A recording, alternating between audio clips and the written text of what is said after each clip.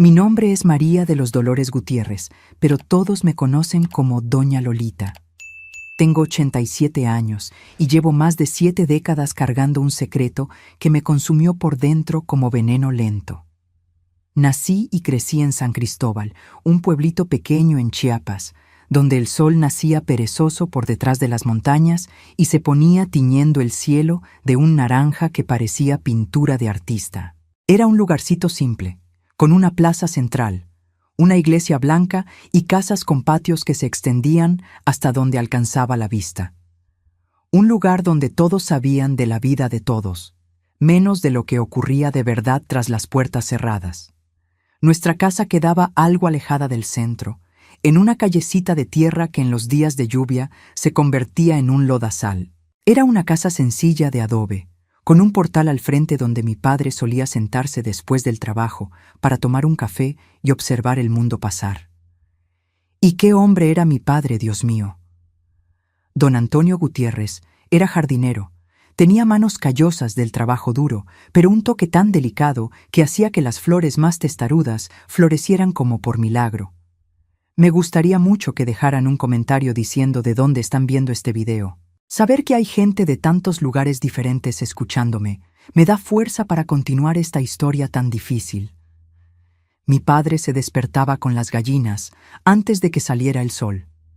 Se lavaba la cara en la palangana de aluminio que estaba en el patio. Tomaba un café negro fuerte que él mismo hacía para no despertar a mi madre, y salía a trabajar silbando bajito. Cuidaba los jardines de las familias ricas del pueblo, pero el jardín que más le gustaba era el de Doña Consuelo, nuestra vecina de la casa grande que quedaba justo después de la curva. Doña Consuelo era viuda, no tenía hijos y trataba a mi padre con un respeto que no todos tenían por un simple jardinero en aquella época. Don Antonio, usted no es jardinero, es un artista, le decía, y los ojos de mi padre brillaban como estrellas.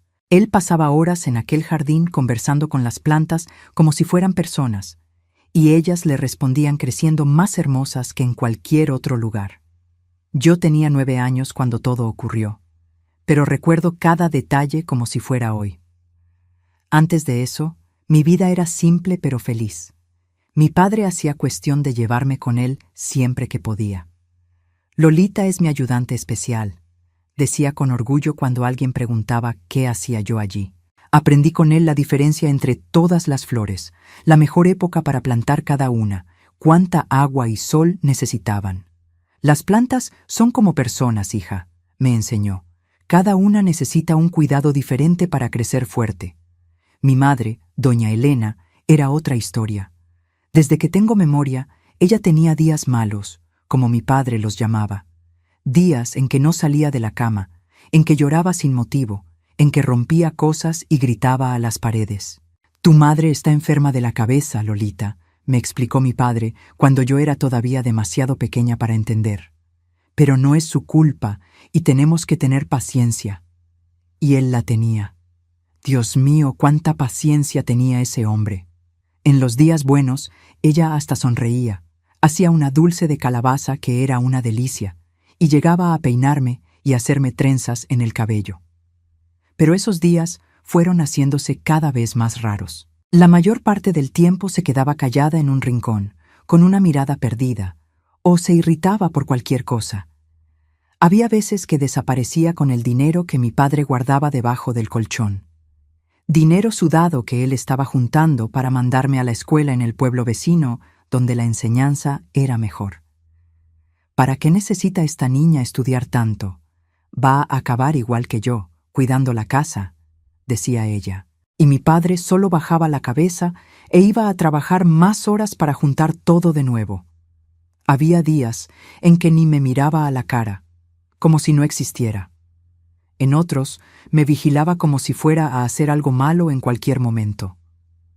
«Igualita al padre», murmuraba con desprecio, como si parecerse a mi padre fuera la peor cosa del mundo. Pero mi padre, mi padre era mi héroe, mi puerto seguro, mi cielo estrellado en las noches oscuras. Me llevaba en sus espaldas cuando el camino era demasiado largo para mis piernitas. Me contaba historias que inventaba en el momento antes de dormir.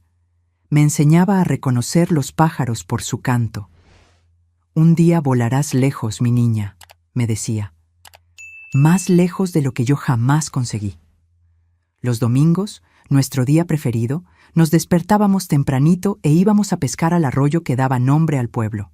Nos sentábamos lado a lado en la orilla, con los pies balanceándose en el agua fresca, compartiendo un pedazo de pan con mantequilla que él traía envuelto en un pañuelo. Eran los mejores momentos de mi vida, cuando el mundo parecía perfecto y yo creía que nada malo podía pasar. Mi padre tenía una manera especial de hacer que las cosas más simples parecieran mágicas. Cuando llovía fuerte y yo tenía miedo de los truenos, me enseñaba a contar los segundos entre el relámpago y el ruido. Cada segundo es 1 kilómetro que la tormenta está lejos de nosotros, explicaba, y aquello se convertía en un juego que espantaba el miedo. Cuando me caía y me raspaba la rodilla, él soplaba la herida 3 veces y decía que su soplo tenía poderes curativos especiales. Y yo juro que el dolor pasaba al momento. Lolita, siempre me llamaba así, con un cariño en la voz que hasta hoy resuena en mis oídos. Prométele a tu padre que nunca perderás ese brillo en los ojos, esa manera de ver belleza en todo. Y yo prometía, sin saber que aquella promesa sería tan difícil de cumplir. Mi padre no era un hombre estudiado, apenas sabía escribir su propio nombre, pero tenía una sabiduría que no se aprende en los libros. Conocía los ciclos de la luna, sabía cuándo iba a llover solo mirando al cielo, entendía el lenguaje silencioso de las plantas. Todo en la vida tiene su tiempo, hija, me enseñó. No sirve de nada querer apresurar lo que necesita madurar despacio. Yo era hija única, fruto de un matrimonio que, por lo que entendí años después, nunca fue feliz de verdad. Mi madre se casó porque quedó embarazada. Mi padre se casó por responsabilidad. Él intentó, Dios sabe cómo intentó, hacer que aquello funcionara. Le traía flores, aunque sabía que acabarían en la basura. Le hablaba con una paciencia de santo, incluso cuando ella lo trataba como si fuera menos que una persona.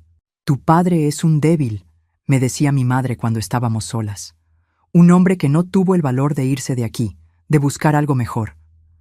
No entendía cómo podía decir eso de alguien que trabajaba de sol a sol para que no nos faltara nada. En la escuela no tenía muchos amigos. Los otros niños pensaban que mi madre era extraña, decían que estaba loca, y acababan alejándose de mí también. Pero mi padre nunca dejó que me sintiera sola. La gente tiene miedo de lo que no entiende, Lolita, me explicó una vez cuando llegué a casa llorando porque nadie quería jugar conmigo. Pero un día verán lo especial que eres. Secaba mis lágrimas con esas manos callosas y me llevaba a ayudar en el jardín de Doña Consuelo, donde pasaba la tarde aprendiendo a hacer esquejes de rosas. Doña Consuelo también me quería mucho. Siempre que iba allí con mi padre, me ofrecía un vaso de leche con galletas de anís que ella misma hacía. Se sentaba conmigo en el portal y me mostraba libros con figuras coloridas, me enseñaba palabras nuevas, me contaba historias de cuando era joven y había viajado a lugares que yo ni sabía que existían. «Esta niña tiene una luz especial, don Antonio», le decía a mi padre, que sonreía con ese orgullo que solo los buenos padres sienten. Ella percibió los problemas que teníamos en casa. Había días en que yo llegaba allí con una marca morada en el brazo, de cuando mi madre me agarraba con fuerza, o con ojeras de no haber dormido bien, porque ella pasó la noche teniendo uno de sus ataques, gritando y rompiendo cosas. Doña Consuelo nunca preguntaba directamente, pero sus ojos preocupados lo decían todo.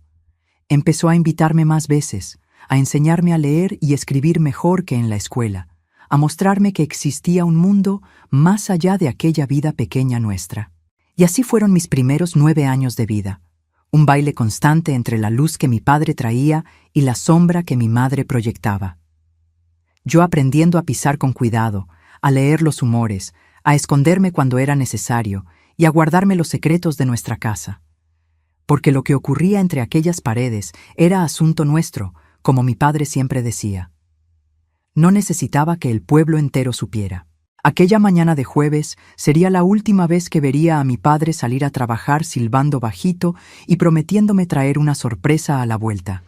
Si lo hubiera sabido, habría corrido hacia él, lo habría abrazado con toda la fuerza que mis bracitos flacos permitían, le habría dicho cuánto lo amaba. Pero uno nunca sabe cuándo es la última vez, ¿verdad? La vida no nos avisa cuándo va a arrancar de nosotros lo que tenemos de más valioso. Aquella mañana, el cielo estaba más azul que de costumbre. Las chicharras cantaban como si estuvieran ensayando para un concierto, y había un perfume de dama de noche en el aire, aunque no era hora de que estas flores se abrieran. Detalles que solo percibí después, como si la naturaleza estuviera intentando avisarme que algo importante estaba a punto de ocurrir. Mi padre salió como todos los días, pero antes de irse, se detuvo en la puerta, miró hacia atrás y me sonrió de una manera diferente, una sonrisa que parecía guardar todos los secretos del mundo. «Cuida a tu madre, Lolita», fueron sus últimas palabras, «y no olvides nunca cuánto te ama tu padre». Asentí despreocupada, sin saber que aquellas palabras quedarían grabadas en mi memoria para siempre, como un tesoro precioso que revisitaría en los momentos más oscuros que estaban por venir. Porque ese mismo día, todo lo que conocía como vida se derrumbaría como un castillo de arena con la marea alta, y el monstruo que dormía dentro de mi madre finalmente mostraría su verdadera cara. Fue un jueves de octubre de 1945 cuando mi mundo se puso patas arriba. Recuerdo que el sol casi se estaba poniendo cuando golpearon a nuestra puerta. Yo estaba en la cocina intentando hacer un atole de maíz como a mi padre le gustaba. Quería darle una sorpresa cuando llegara del trabajo. Mi madre estaba acostada. Había sido uno de sus días malos. Cuando abrí la puerta, vi el rostro de don Juvenal, que trabajaba con mi padre en los jardines de las casas grandes. Don Juvenal nunca fue hombre de muchas palabras, pero aquel día parecía que se había tragado la lengua. Se quedó allí parado, el sombrero en las manos, girándolo entre los dedos como si quisiera agujerear el fondo. «Ha pasado algo con tu padre, niña», dijo finalmente, con la voz quebrada. «Se cayó en el jardín de doña Marlene. No se levantó más». Al principio no entendí bien. Pensé que mi padre había tropezado, se había lastimado la pierna, algo así. Pero cuando vi los ojos de don Juvenal llorosos, comprendí que era más grave. Su corazón se detuvo, Lolita. Fue muy rápido, ni siquiera sufrió. El doctor dijo que fue un ataque fulminante. Las palabras entraron en mis oídos, pero no tenían sentido en mi cabeza. ¿Cómo que mi padre había muerto? Papá, que esa misma mañana me había dado un beso en la frente y prometido traer una sorpresa, no podía ser verdad. Sentí que mis piernas flaqueaban. El suelo parecía haber desaparecido bajo mis pies. Mi padre no podía haber muerto así, de repente, sin ni siquiera despedirse bien. Don Juvenal dijo que necesitaba avisar a mi madre. La llamé, pero no respondió. Tuve que ir hasta el cuarto a sacarla de la cama. «Mamá, don Juvenal está aquí. Es sobre papá». Ella abrió los ojos, irritada por haber sido despertada, y fue hasta la sala arrastrando los pies, amarrándose la bata descolorida a la cintura. Cuando don Juvenal le contó lo que había pasado, pensé que mi madre se desplomaría, que gritaría, lloraría, se desesperaría, pero se quedó quieta, mirándolo con una expresión que no conseguía descifrar. No era tristeza, no era conmoción. Era como si estuviera procesando una información complicada. ¿Y el cuerpo?, fue lo primero que preguntó, con una voz fría que me dio escalofríos. «Está en la casa de doña Marlene. El doctor sigue allí. Lo traerán a casa en cuanto puedan». Mi madre actuó como si estuviera recibiendo noticias sobre el clima, no sobre la muerte de su marido. «Puede irse, don Juvenal. Gracias por avisar». Y cerró la puerta en su cara. Me quedé parada en medio de la sala, las lágrimas corriendo por mi rostro sin que ni siquiera me diera cuenta. Mi padre había muerto. Mi padre, mi héroe, mi protector, mi mejor amigo. ¿Cómo iba a vivir sin él? ¿Quién me llevaría a pescar el domingo? ¿Quién me enseñaría los nombres de las plantas? ¿Quién me defendería cuando mi madre tuviera sus días malos? «Deja de lloriquear, niña», me dijo mi madre, mirándome con desprecio. «Vas a tener que ser fuerte ahora. Tu padre no vuelve más». Aquella noche trajeron el cuerpo de mi padre para ser velado en casa, como era costumbre en aquella época. Lo pusieron en la sala, en un ataúd sencillo, con un rosario en las manos cruzadas sobre el pecho. Parecía que estaba durmiendo, pero su rostro ya no tenía aquel brillo de vida que siempre me encantó. Estaba pálido, inmóvil, como una estatua de cera que solo vagamente recordaba a mi padre. La gente del pueblo empezó a llegar, vecinos, conocidos, hasta gente que nunca había visto antes. Trajeron café, pan, tamales. Se sentaban, rezaban, contaban historias sobre mi padre. Don Antonio era un hombre bueno, decían. Trabajador, honesto, nunca negó ayuda a nadie. Doña Consuelo fue de las primeras en llegar. Me abrazó fuerte sin decir nada, solo apretándome contra ella mientras yo lloraba. Aquel abrazo sincero fue el único consuelo que recibí aquella noche. Después se acercó a mi madre, que estaba sentada en un rincón extrañamente callada. «Elena», oí a doña Consuelo decir bajito, «si necesitas cualquier cosa, estoy aquí. Cualquier cosa de verdad». Mi madre solo asintió sin levantar los ojos. Parecía estar en otro mundo, como si aquel velorio no tuviera nada que ver con ella. Pasé la noche entera sentada al lado del ataúd de mi padre. No conseguía separarme de allí, como si mi presencia pudiera de alguna forma traerlo de vuelta. La gente intentaba llevarme, decían que necesitaba descansar, pero yo me negaba. Era mi última noche con mi padre, y no iba a desperdiciar ni un minuto. De vez en cuando extendía la mano y tocaba la suya, tan fría, tan diferente de aquellas manos calientes que siempre me daban seguridad. Todavía no conseguía creer cómo alguien tan lleno de vida podía simplemente irse así, sin aviso. Al día siguiente llevaron a mi padre al cementerio. Fue enterrado en un rinconcito sencillo, debajo de un árbol de jacaranda que, irónicamente, estaba todo florido en aquella época del año.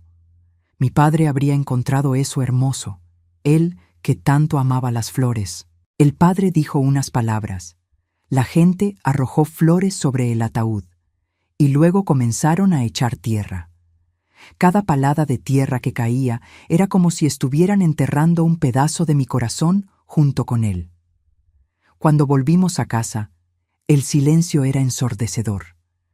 La gente se había ido, llevándose consigo el murmullo que, de alguna forma, hacía aquel dolor un poco menos solitario. Ahora éramos solo mi madre y yo, en un vacío que parecía no tener fin. 2 semanas pasaron en un estado de letargo. Me arrastraba por la casa como un fantasma, sin ganas de comer, de jugar, de vivir. Mi madre casi no me hablaba. Pasaba los días encerrada en su cuarto o sentada en la mecedora del portal mirando a la nada con aquella misma mirada vacía. Las vecinas traían comida, preguntaban si necesitábamos algo, pero pronto se iban, incómodas con aquel ambiente pesado que se había instalado en nuestra casa. Fue en la 3ª semana después de la muerte de mi padre cuando todo empezó a cambiar. Yo estaba en el patio, mirando las plantas que mi padre cuidaba con tanto cariño y que ahora empezaban a marchitarse, cuando mi madre apareció en la puerta. Parecía diferente. Había una energía extraña en ella, un brillo en los ojos que nunca había visto antes. «Ven acá, Lolita», me llamó con una voz que intentaba ser dulce, pero sonaba falsa a mis oídos. Obedecí con aquel apretón en el pecho que siempre sentía cuando ella usaba ese tono. Cuando entré en la sala, vi que ella había puesto todas las cosas de mi padre en una caja grande, su ropa, sus pocas pertenencias, hasta el sombrero que usaba para trabajar. «¿Qué está haciendo, señora?», pregunté sintiendo crecer un miedo dentro de mí. «Arreglando la casa. Ya no necesitamos estas cosas», respondió como si estuviera hablando de trastos viejos, no de los recuerdos de mi padre. «Pero mamá, son las cosas de papá», protesté, con las lágrimas ya volviendo a mis ojos. «Tu padre está muerto, Lolita, muerto y enterrado, y nosotras tenemos que seguir adelante», dijo aquello con una frialdad que me heló hasta los huesos, como si estuviera anunciando que iba a tirar un mueble roto, no los recuerdos del hombre que había sido su marido durante 10 años.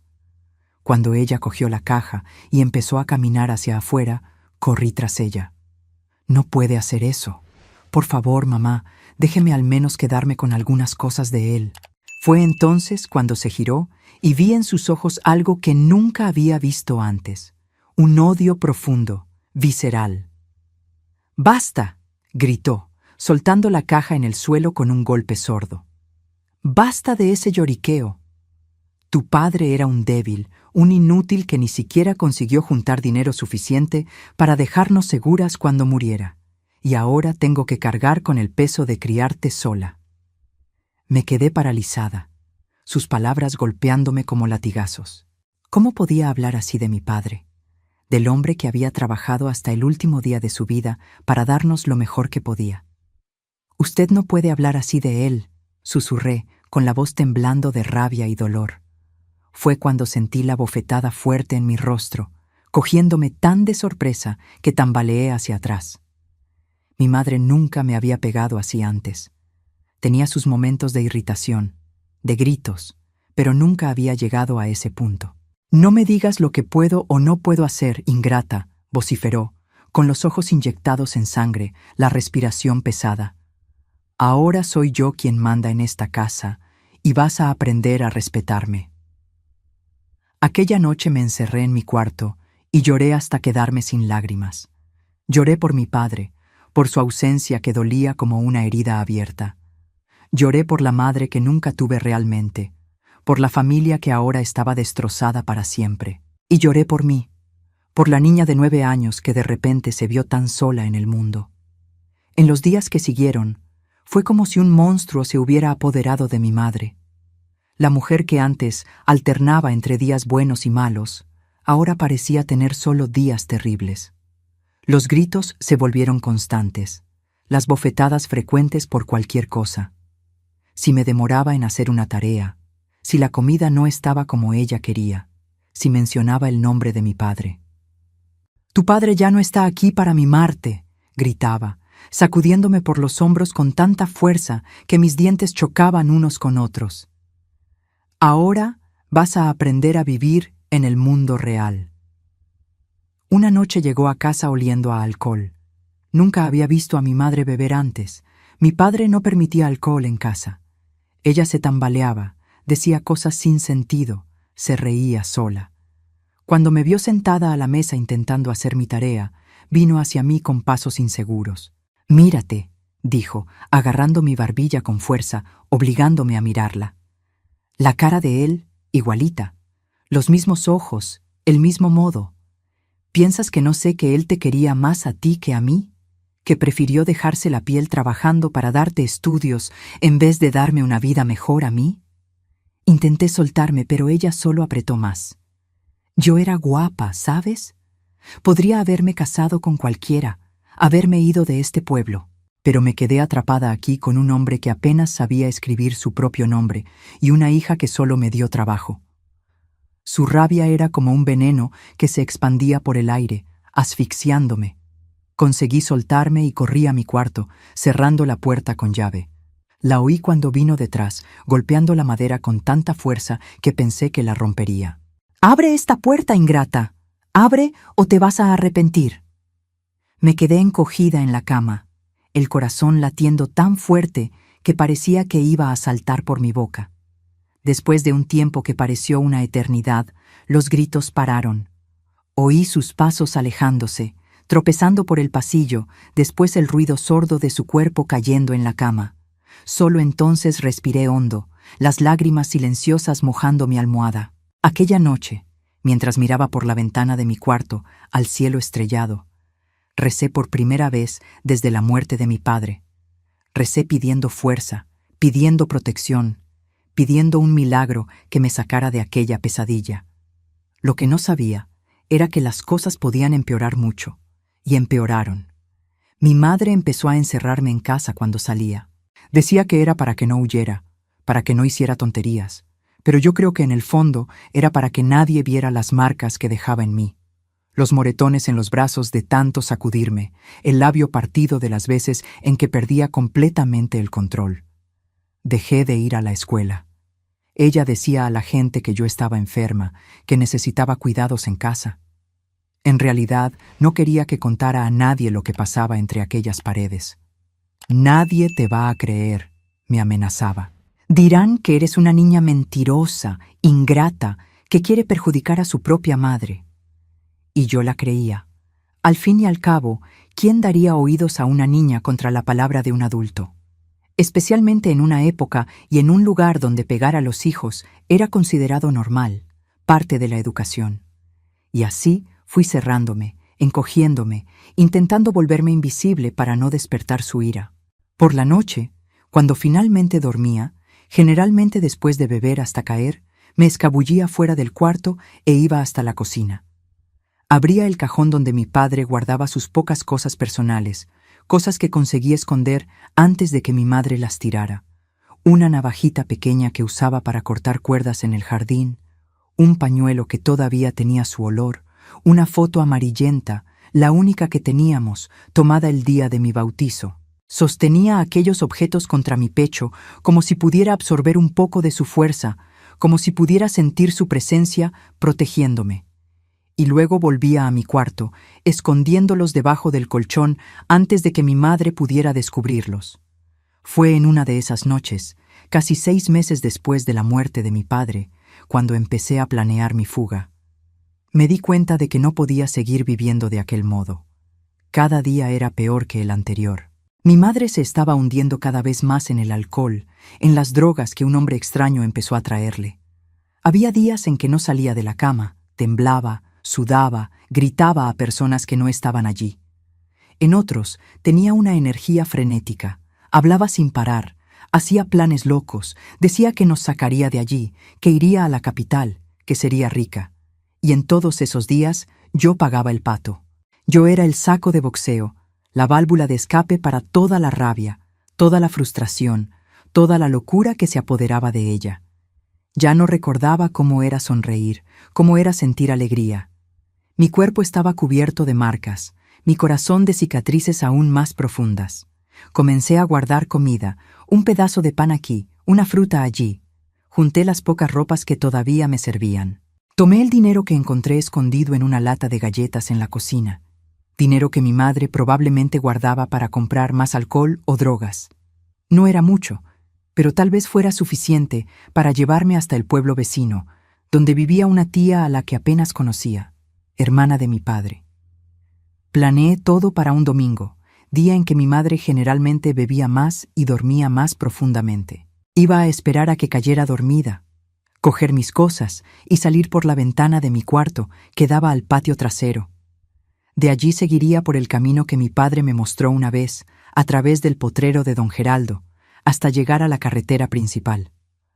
Con suerte, conseguiría que alguien que fuera al pueblo vecino me llevara. Pero el destino tenía otros planes para mí. En la víspera del día que había planeado huir, mi madre llegó a casa más temprano de lo normal. Y no venía sola. Trajo con ella a un hombre que yo nunca había visto antes, alto, flaco, con una mirada que me dio escalofríos en cuanto se posó en mí. «Esta es mi hija», dijo, presentándome como si yo fuera un objeto. «Lolita, saluda a don Walter. Se va a quedar con nosotras un tiempo». Tragué saliva sintiendo un nudo en la garganta. Había algo depredador en la forma en que aquel hombre me miraba, en cómo su lengua pasaba por sus labios cuando me medía de arriba abajo. «Mucho gusto», murmuré, bajando los ojos al suelo. «El gusto es todo mío, Lolita», respondió con una voz que parecía el arrastrarse de una serpiente. «Tu madre me ha hablado mucho de ti». Aquella noche los gritos fueron peores que nunca, no solo los de mi madre, sino también los de aquel hombre. Oí ruidos de muebles siendo arrastrados, vidrios rompiéndose, risas extrañas y después silencio, un silencio pesado, opresivo, que me dejó aún más aterrorizada que los gritos. De madrugada, cuando todo parecía calmado, oí la puerta de mi cuarto abrirse lentamente. Fingí que estaba dormida, el corazón latiendo tan fuerte que estaba segura de que podía oírse. Sentí el olor a tequila y cigarrillos antes incluso de sentir el peso en el colchón a mi lado y luego una mano pesada sobre mi boca. «Calladita», susurró la voz de don Walter en mi oído. No queremos despertar a tu madre, ¿verdad? Lo que sucedió después fue tan terrible que mi mente, para protegerse, borró muchos detalles. Recuerdo el peso de él sobre mí, el dolor, el miedo paralizante.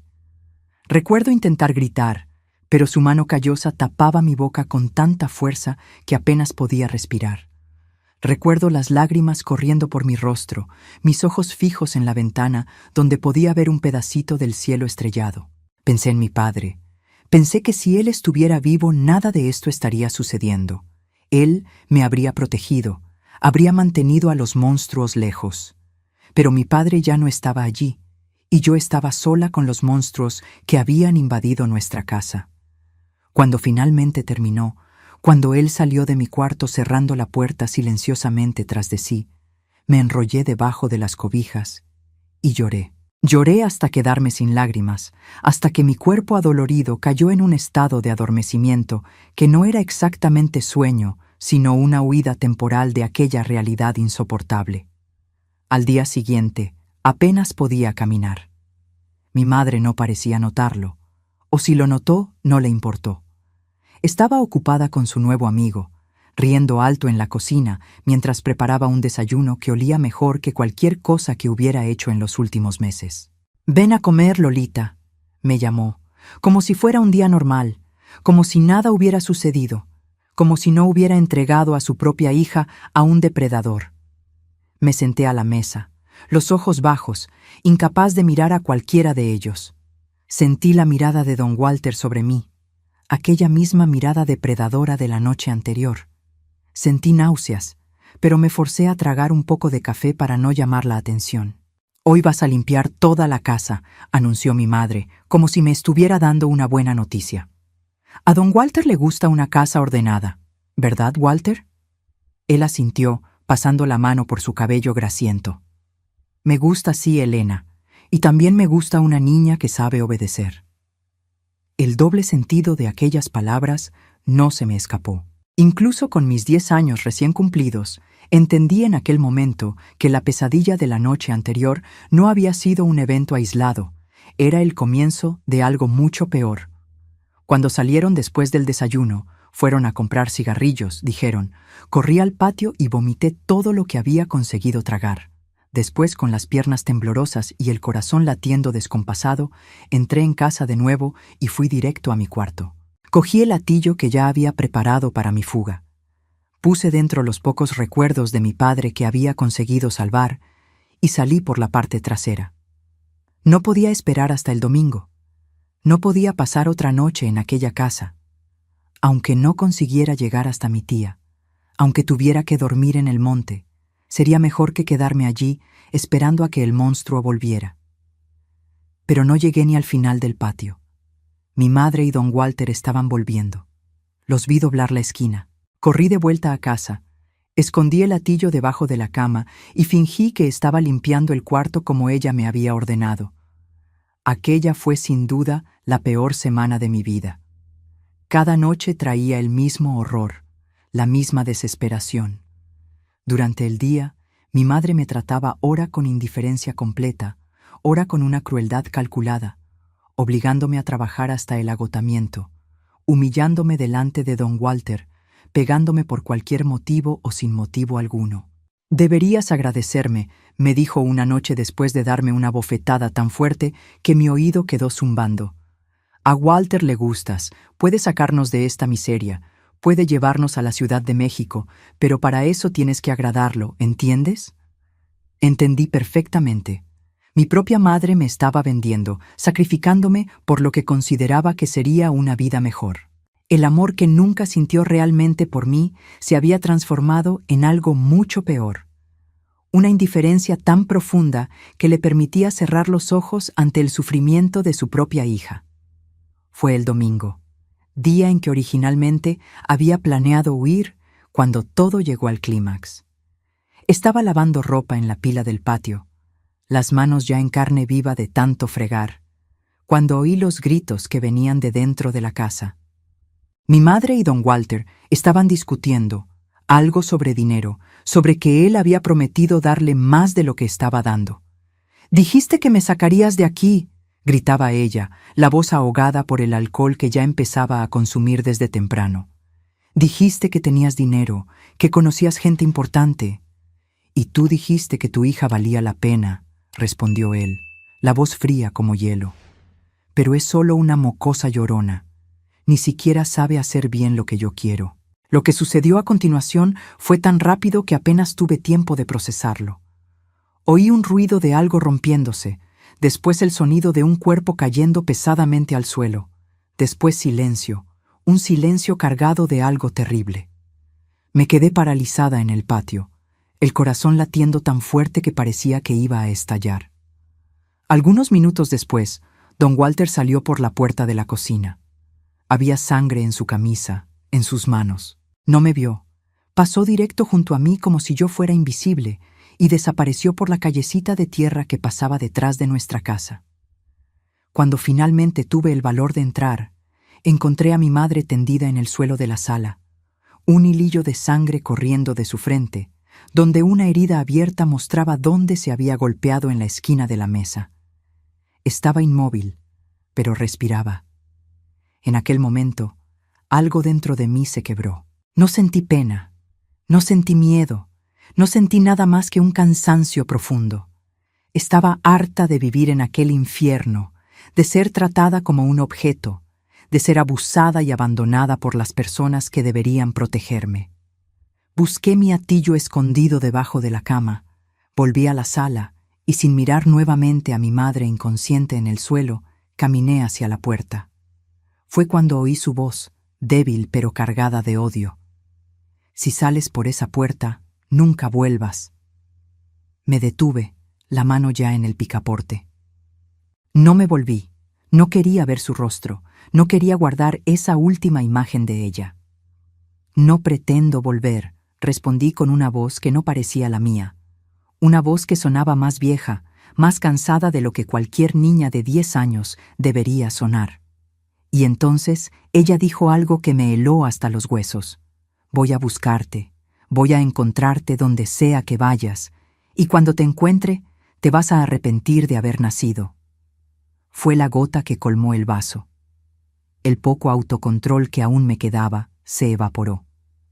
Me giré, enfrentándola por primera vez, viéndola acostada en el suelo, sangrando, patética en su rabia impotente. Usted no es mi madre. Mi madre murió junto con mi padre. El odio que vi en sus ojos en aquel momento debería haberme asustado, pero no me asustó. Era como si hubiera crecido 10 años en los últimos 6 meses, como si hubiera visto tanto horror que nada más pudiera afectarme. Salí por la puerta y empecé a correr. Corrí como nunca había corrido antes, sin mirar atrás, sin pensar en nada más que en poner la mayor distancia posible entre yo y aquella casa que se había transformado en mi infierno personal. No sé cuánto tiempo corrí ni hacia dónde estaba yendo exactamente. Solo sé que en algún momento, exhausta, con los pies sangrando dentro de los zapatos viejos, llegué hasta la casa de doña Consuelo. No había planeado ir allí, mis pies parecían haber decidido por cuenta propia. Golpeé la puerta con los últimos resquicios de fuerza que me quedaban, y cuando ella abrió, cuando vi su rostro gentil transformarse en horror al verme en aquel estado, sucia, golpeada, los ojos vacíos de tanto llorar, simplemente me desplomé. Socorro. Fue todo lo que conseguí decir antes de que el mundo se oscureciera a mi alrededor. Desperté en un cuarto limpio y aireado, con cortinas de encaje balanceándose en la brisa suave que entraba por la ventana. Por un instante pensé que todo había sido una pesadilla terrible y que iba a encontrar a mi padre entrando por la puerta en cualquier momento. Pero el dolor en el cuerpo, los moretones en la piel, me trajeron de vuelta a la realidad. No estaba en casa, estaba en la casa de doña Consuelo. Ella entró en el cuarto trayendo una bandeja con caldo y pan. Tenía una sonrisa gentil en el rostro, pero sus ojos mostraban preocupación. «Por fin despertaste», dijo, colocando la bandeja en la mesita de noche. No preguntó nada, no me presionó. Solo se sentó en el borde de la cama y sostuvo mi mano mientras yo comía lentamente, cada cucharada pareciendo pesar 1 tonelada. Me quedé 3 días sin conseguir hablar bien. Respondía apenas con gestos, movimientos de cabeza, monosílabos. Era como si mi voz se hubiera quedado atrapada en aquella casa junto con todas las partes de mí que habían sido destruidas. Doña Consuelo respetó mi silencio. Cuidó mis heridas, me dio ropa limpia, dejó que durmiera cuanto necesitara. Al cuarto día, cuando el sol entraba por las rendijas de la cortina formando dibujos en el suelo de madera, finalmente conseguí hablar. Las palabras vinieron a tropezones, entrecortadas por sollozos, por momentos en que el aire parecía desaparecer de mis pulmones. Conté sobre las bofetadas, los insultos, las humillaciones. Conté sobre el hombre, sobre lo que me hacía en las noches oscuras. Conté sobre la indiferencia de mi madre, sobre cómo ella sabía y permitía, como si yo no fuera nada más que una moneda de cambio. Doña Consuelo me escuchó sin interrumpir. Vi las lágrimas silenciosas bajando por su rostro arrugado. Vi cómo sus manos apretaban el rosario que siempre llevaba consigo. Cuando terminé, exhausta, ella me abrazó de una manera que hacía meses que no era abrazada, con cariño, con respeto, con protección genuina. «Nunca más volverás a aquella casa, Lolita», prometió, la voz firme a pesar de las lágrimas. «Nunca más». Aquel mismo día, doña Consuelo llamó a la policía. El comisario vino hasta la casa, un hombre de mediana edad, con un bigote grueso y ojos serios. Tuve que contarlo todo de nuevo, cada detalle doloroso, mientras él anotaba en una libretita gastada. Vi su rostro endurecerse al oír sobre don Walter. Vi la compasión en sus ojos cuando hablé de las noches en que mi madre me encerraba en el cuarto sin comida como castigo por cualquier cosa.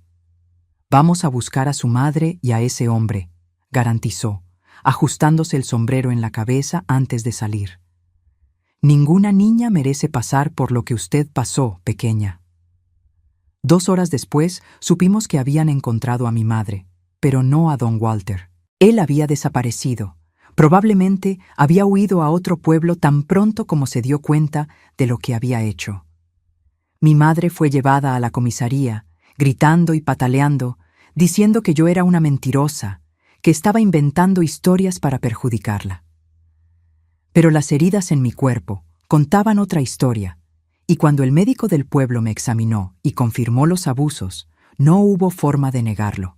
Mi madre fue arrestada, acusada de negligencia, malos tratos y complicidad en los abusos que sufrí. Supe después que la enviaron a un manicomio en Ciudad de México, donde fue diagnosticada con varias enfermedades mentales. Nunca más la vi. En cuanto a don Walter, nunca descubrieron su paradero. A veces, en mis pesadillas, todavía veo su rostro, todavía siento su olor a cigarrillo y sudor, todavía oigo su voz susurrando en mi oído. Pero con el tiempo aprendí a despertar de esas pesadillas y recordar que estaba a salvo, que él nunca más podría alcanzarme. Doña Consuelo se convirtió en mi tutora legal. No fue fácil. En aquella época, que una mujer soltera adoptara a una niña era algo casi inédito, especialmente en un pueblo pequeño como San Cristóbal. Pero ella era respetada en la comunidad, tenía dinero e influencia, y lo más importante, quería darme un hogar. Luchó por mí como nadie lo había hecho antes. La adaptación fue lenta y dolorosa. Tenía pesadillas casi todas las noches. Me despertaba gritando, sudando frío, creyendo que estaba de vuelta en aquella casa, que mi madre me estaba pegando, que don Walter estaba entrando en mi cuarto. Doña Consuelo nunca perdió la paciencia. Se sentaba a mi lado, sostenía mi mano hasta que me calmaba, me contaba historias felices hasta que conseguía dormir de nuevo.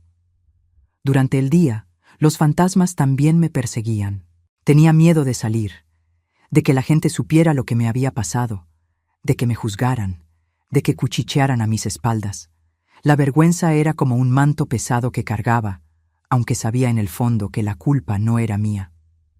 Doña Consuelo contrató a una profesora particular para enseñarme en casa, ya que yo no conseguía enfrentar la escuela todavía. Doña Eunice venía 3 veces por semana.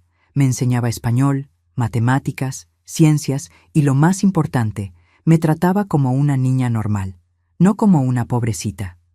Poco a poco fui reconstruyéndome. Aprendí a confiar nuevamente, primero en doña Consuelo, después en doña Eunice, después en el jardinero que cuidaba los rosales y que tenía las manos callosas como mi padre, después en el perro callejero que doña Consuelo adoptó para hacerme compañía. La casa de ella era grande, antigua, llena de rincones para explorar, de libros para leer, de historias para descubrir. Era tan diferente de la casa pequeña y sofocante donde había vivido con mis padres, que a veces parecía que aquella vida anterior le había ocurrido a otra persona, no a mí. Doña Consuelo nunca intentó sustituir a mis padres. Nunca me pidió que la llamara madre. Nunca fingió que el pasado no existía. Al contrario, me animaba a hablar sobre mi padre, a mantener vivos los buenos recuerdos, sus enseñanzas sobre las plantas, sobre la vida. Y cuando el dolor por su pérdida se volvía insoportable, ella simplemente me abrazaba y decía: «Llora cuanto necesites, Lolita. Las lágrimas limpian el alma». Sobre mi madre hablábamos menos, no por prohibición o tabú, sino porque las heridas aún estaban muy abiertas. Con el tiempo, doña Consuelo me ayudó a entender que mi madre era una persona enferma, que lo que hizo no fue por maldad pura, sino por una mente quebrada que nunca recibió el tratamiento adecuado.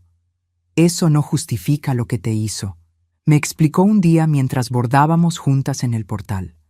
Nada jamás lo justificará, pero entender puede ayudarte a no cargar el peso del odio por el resto de tu vida. Y ella tenía razón. Llevó años, décadas incluso, pero eventualmente conseguí no odiar a mi madre. No la perdoné. Hay cosas que van más allá del perdón humano. Pero aprendí a no dejar que el odio por ella consumiera mi vida, mi futuro. Cuando cumplí 12 años, doña Consuelo me preguntó si me gustaría volver a la escuela regular. Tenía miedo, claro, pero algo dentro de mí quería intentarlo. En mi cabeza de niña, volver a la escuela era como probar que había sobrevivido, que los monstruos no habían vencido. El primer día fue terrible. Las miradas, los cuchicheos, las preguntas mal disimuladas. El pueblo era demasiado pequeño para que mi historia no fuera conocida, distorsionada, aumentada en las rondas de chismes. En la hora del recreo me quedé sola en una esquina del patio, deseando desaparecer. Fue cuando ella se acercó, Guadalupe, una niña flaquita de trenzas y sonrisa fácil. Se sentó a mi lado sin ceremonia, me ofreció la mitad de su torta y comenzó a hablar sobre cómo la profesora de matemáticas tenía un bigote que parecía el del papá de ella. No preguntó sobre mi historia, no me trató como a una pobrecita. Solo me ofreció amistad, así de simple. Guadalupe se convirtió en mi primera amiga de verdad. Con ella reaprendí a jugar, a reír, a ser niña. Íbamos juntas a la escuela, estudiábamos juntas, pasábamos los fines de semana una en la casa de la otra. Su familia me acogió como si yo fuera una hija, sin preguntas, sin juicios. Por primera vez desde la muerte de mi padre, sentí que pertenecía a algún lugar. Los años fueron pasando. Las heridas más superficiales fueron cicatrizando. Terminé la primaria, entré a la secundaria, comencé a soñar con un futuro. Quería ser maestra como doña Eunice. Quería hacer la diferencia en la vida de otros niños. Doña Consuelo apoyó mi sueño desde el principio. La educación es lo único que nadie puede quitarte, Lolita, decía. E invirtió en eso. Libros, materiales, clases particulares cuando tenía dificultad en alguna materia. Ahorraba para mandarme a una buena escuela en la capital cuando llegara el momento. Cuando tenía 15 años, doña Consuelo enfermó. Al principio eran solo dolores en las articulaciones, cansancio, cosas que ella atribuía a la edad avanzada. Pero pronto quedó claro que era algo más serio. El médico del pueblo, tras muchos exámenes, diagnosticó un cáncer ya en etapa avanzada. Le dio pocos meses de vida. Fue mi turno de cuidar de ella, como ella había cuidado de mí. Dejé la escuela temporalmente. Me dediqué completamente a hacer sus últimos días lo más cómodos posible. Le leía cuando sus ojos estaban demasiado cansados. Peinaba sus cabellos blancos que iban cayendo poco a poco, sostenía su mano en las noches en que el dolor era demasiado fuerte para dormir. En sus últimos días, doña Consuelo me llamó cerca. Estaba débil, delgada, apenas una sombra de la mujer fuerte que me había rescatado años antes, pero sus ojos todavía tenían aquel brillo especial, aquella fuerza interior que siempre me inspiró. «Lolita», murmuró, sosteniendo mi mano con las suyas, ahora frías y translúcidas. «Necesito que me prometas una cosa». «Cualquier cosa», respondí, las lágrimas ya empañando mi visión. «Prométeme que no dejarás que lo que pasó defina quién eres. Prométeme que vivirás una vida plena, feliz, que amarás y te dejarás amar, que seguirás tus sueños». Asentí, incapaz de hablar a través del nudo que se formaba en mi garganta. «Y lo más importante», continuó con un esfuerzo visible, «prométeme que recordarás siempre que eres fuerte, Lolita. Más fuerte que todos los monstruos que intentaron quebrarte». Lo prometí. Y 3 días después, doña Consuelo partió serenamente durante el sueño, dejando un vacío inmenso en mi vida, pero también un legado de amor, fuerza y resiliencia que llevo conmigo hasta hoy. Después del funeral, descubrí que doña Consuelo lo había dejado todo preparado. La casa, sus bienes, un ahorro considerable, todo quedó para mí. Más que eso, había arreglado para que yo quedara bajo la tutela de su sobrina Carmen, una mujer joven y gentil que vivía en la capital y que vino a San Cristóbal solo para el entierro de su tía y para conocerme. Carmen me dio a elegir. Podía quedarme en San Cristóbal, en la casa que había sido de doña Consuelo, con una ama de llaves para cuidar de mí hasta alcanzar la mayoría de edad, o podía ir con ella a Ciudad de México, donde tendría más oportunidades de estudio. La decisión fue difícil. San Cristóbal era lo que conocía, donde tenía mis pocos amigos, donde los recuerdos buenos y malos estaban arraigados. Pero algo dentro de mí, tal vez aquella misma fuerza que doña Consuelo había visto, me impulsaba hacia un nuevo comienzo. Elegí Ciudad de México. A los 16 años dejé el pequeño San Cristóbal atrás y me mudé a la gran ciudad, un mundo completamente diferente de todo lo que conocía. La adaptación no fue fácil. El ruido, la agitación, la impersonalidad de la gente, todo me asustaba. Pero Carmen fue paciente, me dio tiempo y espacio para ajustarme a mi propio ritmo. Terminé la secundaria en una escuela particular gracias al dinero que doña Consuelo había dejado. No hice muchos amigos. Todavía cargaba aquella desconfianza, aquel miedo de acercarme demasiado a las personas. Pero me dediqué a los estudios con una determinación que sorprendía incluso a los profesores. Cuando llegó el momento de decidir qué hacer después, no tuve dudas. Presenté examen para la normal, para convertirme en maestra como siempre soñé. Pasé en primer lugar, para orgullo de Carmen y, estoy segura, de doña Consuelo, donde quiera que estuviera. Durante el curso, algo comenzó a cambiar en mí. A medida que aprendía sobre desarrollo infantil, sobre psicología, sobre cómo los niños reaccionan a los traumas, empecé a entender mejor lo que me había pasado. Comencé a darme cuenta de que no había sido mi culpa, que no había nada malo en mí, que había sido víctima de personas enfermas y crueles. Esa comprensión fue liberadora. No borró las cicatrices, no eliminó las pesadillas que todavía me visitaban ocasionalmente, pero me permitió mirar hacia adelante con más claridad, con menos peso. Me gradué a los 19 años y pronto conseguí un empleo en una escuela primaria en la periferia de Ciudad de México. Eran niños pobres, muchos con historias de vida tan o más difíciles que la mía.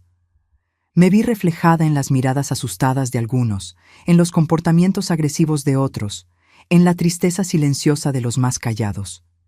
Y fue allí donde encontré mi verdadera vocación. No era solo enseñar a leer y escribir, era ser para aquellos niños lo que doña Consuelo había sido para mí.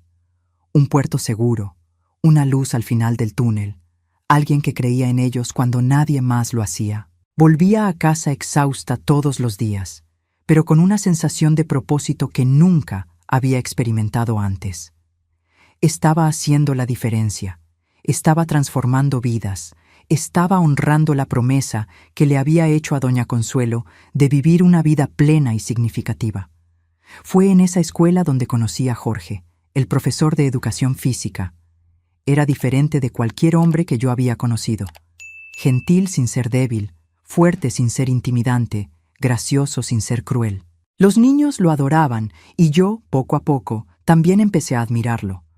Nuestra amistad creció lentamente, con respeto mutuo y genuino interés el uno por el otro.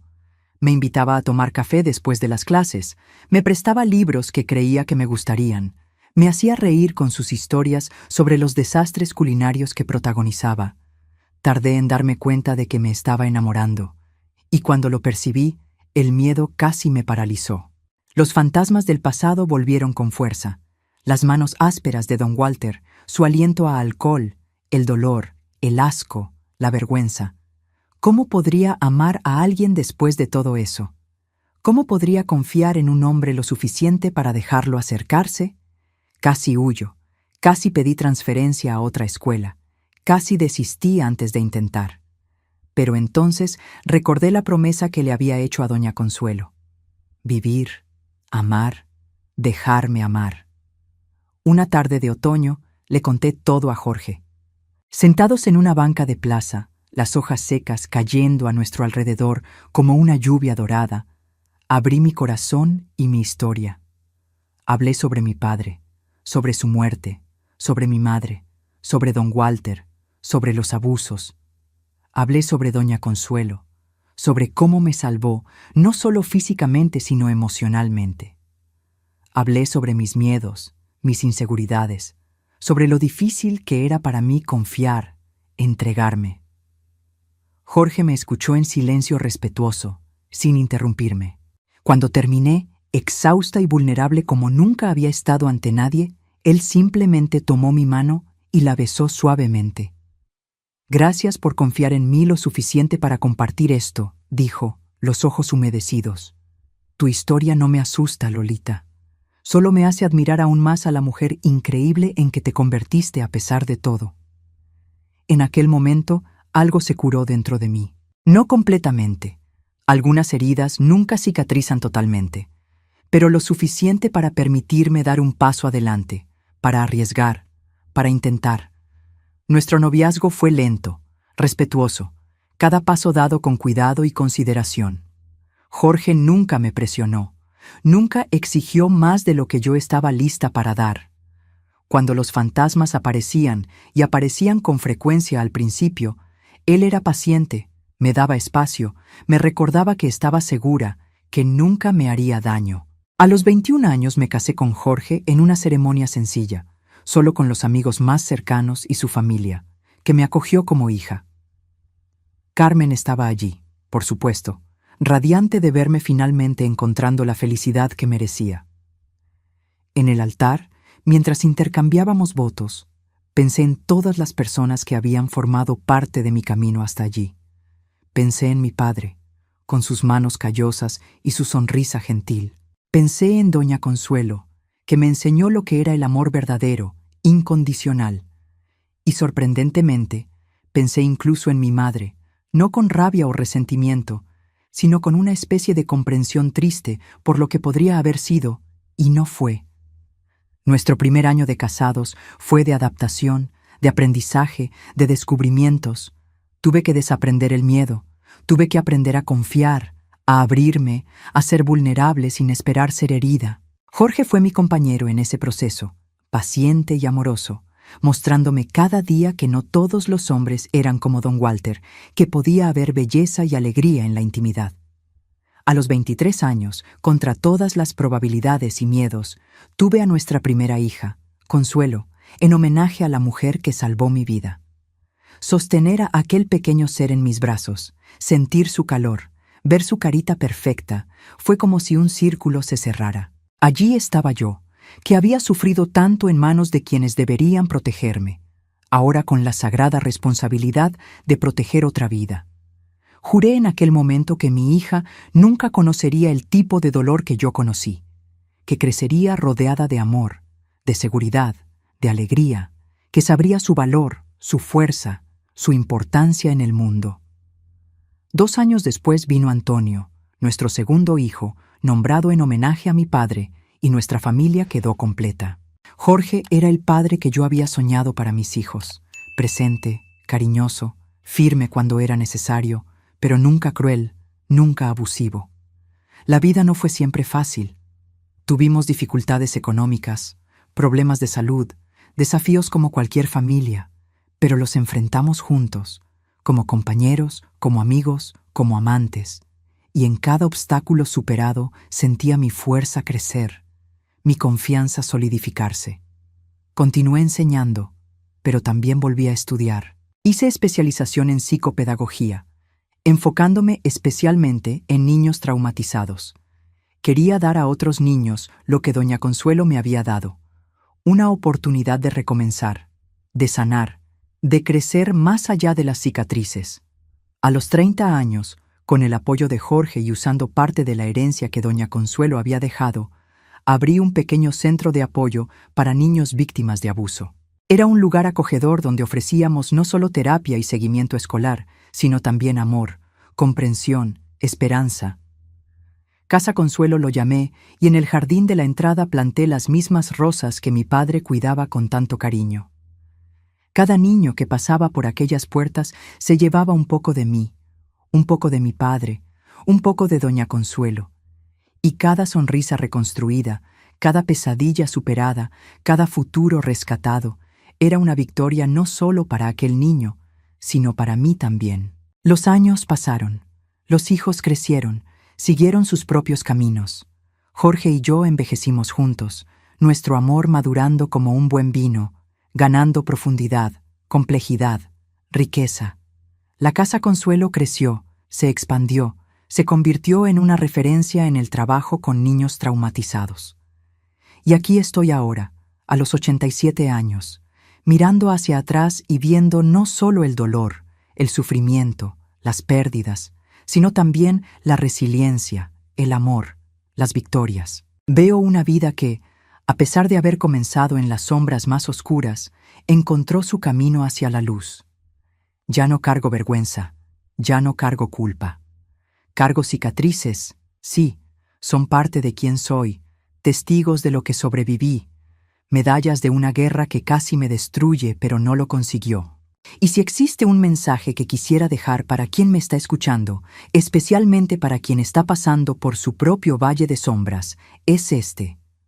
Los monstruos parecen invencibles, la noche parece interminable, el dolor parece insoportable, pero eres más fuerte de lo que imaginas. La luz, la curación, la vida plena, alegre y significativa te está esperando. Me desperté en la cama suave del cuarto de huéspedes de la casa de doña Consuelo, sintiendo una mezcla de alivio y pavor. Alivio por estar lejos de aquel infierno en que se había convertido mi casa. Pavor porque sabía que mi madre no se rendiría tan fácilmente. Era como un animal herido, ahora más peligrosa que nunca. Doña Consuelo entró en el cuarto trayendo una bandeja con té y galletas. Recuerdo cómo el sol de la mañana iluminaba sus cabellos blancos, dándole una apariencia casi angelical. Sus manos arrugadas por el tiempo temblaban levemente mientras colocaba la bandeja sobre la mesita de noche. «Lolita, mi querida, tenemos que hablar», dijo, sentándose en el borde de la cama. Y entonces, con una gentileza que raramente había experimentado en la vida, explicó que había llamado a la policía, que había contado sobre los abusos, que un médico vendría a examinarme. El pánico me consumió, no porque temiera que no me creyeran, sino porque sabía lo que significaba exponer aquella historia.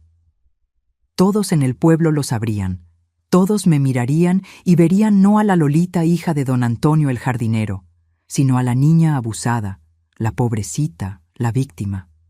«No puedo», murmuré, abrazando las rodillas contra el pecho.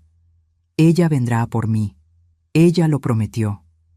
Doña Consuelo sostuvo mis manos entre las suyas. «Mírame, Lolita», pidió con firmeza. «Tu madre ya no puede hacerte daño, ni ella ni nadie. No voy a permitirlo». Había tanta certeza en su voz que por un instante le creí. pero el miedo tenía raíces demasiado profundas. «Usted no entiende», susurré. «Ella encontrará un modo». Aquella misma tarde, mientras el sol comenzaba a ponerse tiñendo el cielo de naranja, oí los gritos. Venían de fuera de la casa, la voz inconfundible de mi madre mezclada con otras voces que no reconocí de inmediato. «¿Dónde está mi hija? Quiero a mi hija de vuelta. Esta vieja robó a mi hija». Corrí a la ventana y vi la escena que quedaría grabada en mi memoria para siempre. Mi madre desgreñada, con la ropa sucia y rasgada, gritando en el portón de la casa de doña Consuelo. A su lado estaba don Walter, sujetándola por el brazo como si temiera que fuera a hacer alguna locura. Y frente a los dos, bloqueando la entrada, estaban el comisario y 2 policías. «Está detenida, doña Elena», oí decir al comisario con voz firme. «Tenemos denuncias graves contra usted y contra este hombre». «¿Qué denuncias? ¿Quién lo dijo?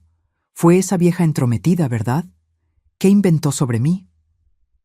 Don Walter, percibiendo la gravedad de la situación, intentó huir. Soltó el brazo de mi madre y dio media vuelta, corriendo por la calle de tierra. Uno de los policías fue tras él, mientras el otro sujetaba a mi madre, que ahora se debatía violentamente.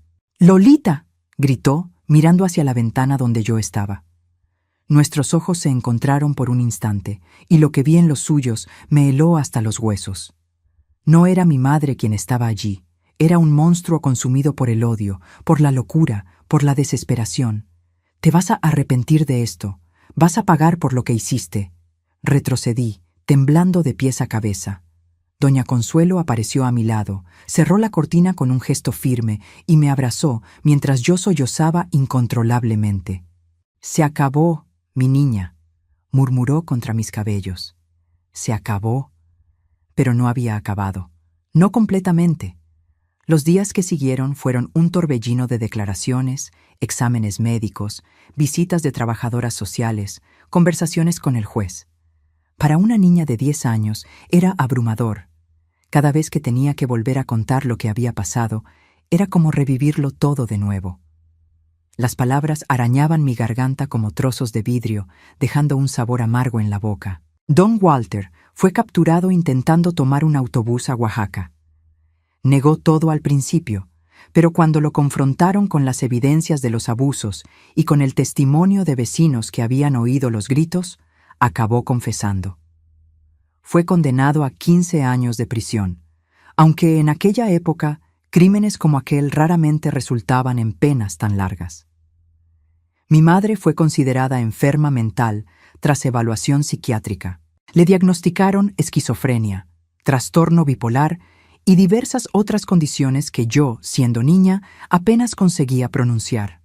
Fue internada obligatoriamente en un hospital psiquiátrico en Ciudad de México, donde permanecería por tiempo indeterminado. El juez concedió la custodia temporal a doña Consuelo, para mi alivio. La idea de ir a un orfanato, o peor, ser enviada con algún pariente lejano que ni conocía, me aterrorizaba. Por primera vez en meses, pude respirar un poco más aliviada. Pero la paz tenía un precio. El pueblo entero comentaba el caso.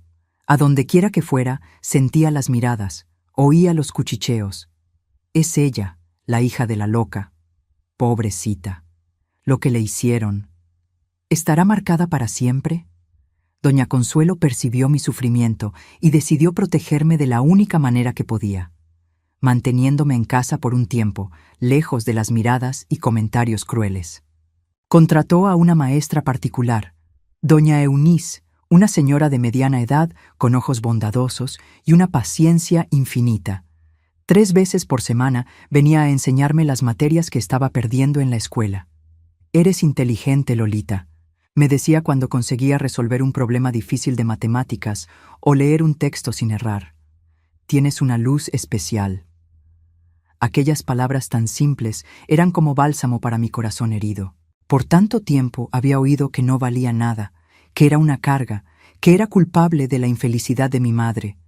Ahora alguien veía valor en mí. Doña Consuelo también hacía su parte en mi recuperación. Con una delicadeza infinita, fue enseñándome a confiar nuevamente, a no asustarme cada vez que alguien levantaba la voz o hacía un movimiento brusco, a no esconderme cuando llegaban visitas, a mirarme en el espejo y ver a una niña digna de amor y respeto, no el receptáculo de vergüenza y culpa que mi madre me había hecho creer que era. Una de las mejores cosas que hizo fue enseñarme a cuidar del jardín. Como hija de jardinero, ya tenía alguna noción, pero fue con doña Consuelo que realmente aprendí a amar las plantas. Había algo profundamente terapéutico en hundir las manos en la tierra, en ver una semilla que planté transformarse en una flor, en cuidar de algo frágil y verlo crecer fuerte. Las plantas son como las personas, Lolita, me decía, repitiendo sin saberlo las palabras de mi padre. Cada una necesita un cuidado diferente. Algunas necesitan más sol, otras más sombra. A algunas les gusta mucha agua, a otras poca, pero todas, sin excepción, necesitan amor y atención. Poco a poco, muy lentamente, fui reconstruyéndome. Las heridas no desaparecieron mágicamente. Algunas nunca desaparecerían por completo, pero comenzaron a cicatrizar. Las pesadillas que inicialmente me visitaban todas las noches fueron volviéndose menos frecuentes. El miedo constante, aquella sensación de estar siempre al borde de un abismo, comenzó a dar lugar a una cautela saludable, a un discernimiento que me permitía diferenciar peligros reales de fantasmas del pasado. Casi un año después de haber sido acogida por doña Consuelo, recibí la noticia que cambiaría el curso de mi vida. El juez había decidido concederle mi custodia permanente. Ya no tendría que temer ser enviada lejos, a un lugar desconocido. Podría quedarme allí, en aquella casa que se había convertido en mi refugio, con aquella mujer que, sin ninguna obligación, había elegido amarme y protegerme. «Ahora es oficial», dijo doña Consuelo, mostrándome los papeles con una sonrisa radiante. «Eres mi hija ante la ley, como ya lo eras en mi corazón». Lloré, pero por primera vez en mucho tiempo fueron lágrimas de alivio, de alegría, de gratitud. Abracé a aquella señora frágil que se había convertido en mi puerto seguro y me prometí a mí misma que un día, cuando fuera adulta, haría por otros niños lo que ella estaba haciendo por mí. En mi cumpleaños número 11, doña Consuelo preparó una pequeña fiesta. Solo nosotras dos, doña Eunice y Guadalupe, una niña de mi edad que vivía 2 casas más allá y que, a pesar de conocer mi historia, nunca me había tratado diferente por ello. Había un pastel de chocolate, mi preferido, globos de colores e incluso regalos. Cosas simples, pero elegidas con tanto cariño que me hicieron sentir la persona más especial del mundo. Fue ese día cuando decidí que quería volver a la escuela.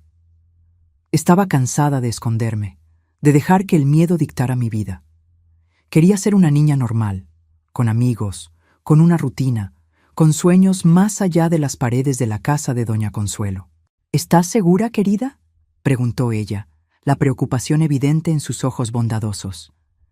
«Sabes que los comentarios pueden continuar, que puede ser difícil al principio».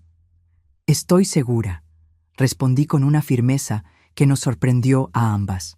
«No puedo quedarme escondida para siempre, y además», añadí con una pequeña sonrisa, «la tengo a usted para volver al final del día». Mi regreso a la escuela fue exactamente como esperábamos, difícil.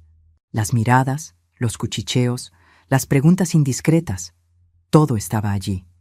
Pero también estaba Guadalupe, que hizo cuestión de sentarse a mi lado, de incluirme en los juegos, de defenderme cuando los comentarios se volvían demasiado crueles. Y para mi sorpresa, había otros compañeros que, después del shock inicial, comenzaron a tratarme normalmente, como si yo fuera simplemente Lolita, no la niña de la historia. La maestra, una joven recién graduada llamada Teresa, también fue fundamental en ese proceso. Sin hacer alarde, sin tratarme como una pobrecita, simplemente garantizó que me sintiera acogida y segura en el aula. Cuando notaba que el asunto se estaba poniendo demasiado pesado para mí, sutilmente redirigía la conversación. Cuando percibía que estaba teniendo un día particularmente difícil, encontraba una excusa para dejarme ayudarla con alguna tarea, dándome un propósito, una distracción. Los años fueron pasando, y con ellos las heridas más superficiales fueron cicatrizando. Completé la primaria, entré a la secundaria, comencé a soñar con un futuro. Quería ser maestra como doña Eunice y doña Teresa. Quería hacer la diferencia en la vida de otros niños. Doña Consuelo apoyó mi sueño desde el principio. La educación es lo único que nadie puede quitarte, Lolita, decía, y ahorraba para mandarme a una buena escuela en la capital cuando llegara el momento. Cuando tenía 15 años, doña Consuelo enfermó.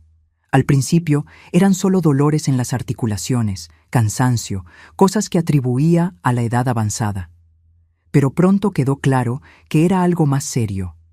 El médico del pueblo, tras muchos exámenes, diagnosticó un cáncer ya avanzado. Le dio pocos meses de vida. Fue mi turno de cuidar de ella como ella había cuidado de mí. Dejé la escuela temporalmente. Me dediqué por completo a hacer sus últimos días lo más cómodos posible. Le leía cuando sus ojos estaban demasiado cansados, peinaba sus cabellos blancos que iban cayendo poco a poco, sostenía su mano en las noches en que el dolor era demasiado fuerte para dormir. En sus últimos días, con la voz débil pero los ojos todavía llenos de aquella luz especial, doña Consuelo me hizo prometer que no dejaría que el pasado definiera mi futuro, que viviría plenamente, que buscaría la felicidad que merecía. 2 meses antes de mi cumpleaños número 16, ella partió serenamente durante el sueño. El vacío que dejó fue inmenso, un dolor diferente de cualquiera que hubiera sentido antes. No era el dolor agudo y violento de los abusos, ni la desesperación sofocante de perder a mi padre. Era una tristeza profunda mezclada con gratitud, con amor, con la certeza de que había sido bendecida por tener a aquella mujer extraordinaria en mi vida, aunque fuera por poco tiempo. El testamento de doña Consuelo reveló que había pensado en todo: la casa, sus bienes, un ahorro considerable. Todo quedó para mí. Más que eso, había arreglado para que yo quedara bajo la tutela de su sobrina Carmen, una mujer joven y gentil que vivía en Ciudad de México y que vino a San Cristóbal solo para el entierro de su tía y para conocerme. Carmen me dio a elegir. Podía quedarme en San Cristóbal, en la casa que había sido de doña Consuelo, con un ama de llaves para cuidar de mí hasta la mayoría de edad, o podía ir con ella a Ciudad de México, donde tendría más oportunidades de estudio. Elegí Ciudad de México.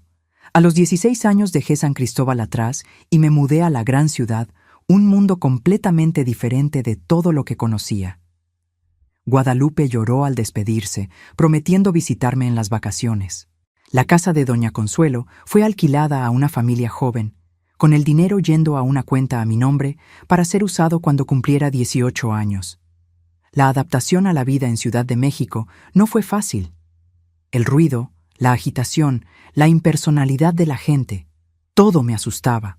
Pero Carmen fue paciente, me dio tiempo y espacio para ajustarme a mi propio ritmo. Entré a una buena escuela gracias al dinero que doña Consuelo había dejado. No hice muchos amigos. Todavía cargaba aquella desconfianza, aquel miedo de acercarme demasiado a las personas. Pero me dediqué a los estudios con una determinación que sorprendía incluso a los profesores. Fue en esa época cuando comencé a trabajar medio tiempo en una cafetería cerca de casa. No necesitaba el dinero, ya que la herencia de doña Consuelo y el alquiler de la casa en San Cristóbal me daban una seguridad financiera que muchas chicas de mi edad no tenían. Pero quería la experiencia, la independencia, la sensación de estar construyendo algo por mí misma. La cafetería pertenecía a una pareja de italianos, los Rizzo, que habían venido a México siendo aún jóvenes, huyendo de la pobreza de la posguerra en Italia. Doña María, la esposa, tenía un modo maternal que me recordaba un poco a doña Consuelo. Don Alberto, el marido, era más reservado, pero tenía un corazón enorme que escondía tras una fachada de dureza. «Tienes maña para esto, niña», me decía cuando aprendía rápidamente a operar la máquina de café, a atender a los clientes con una sonrisa, a equilibrar varias bandejas al mismo tiempo. «Un día tendrás tu propio negocio, ya verás». Aquellas palabras plantaron una semilla en mí. Nunca había pensado en tener mi propio negocio. Siempre me había imaginado siguiendo la carrera de maestra.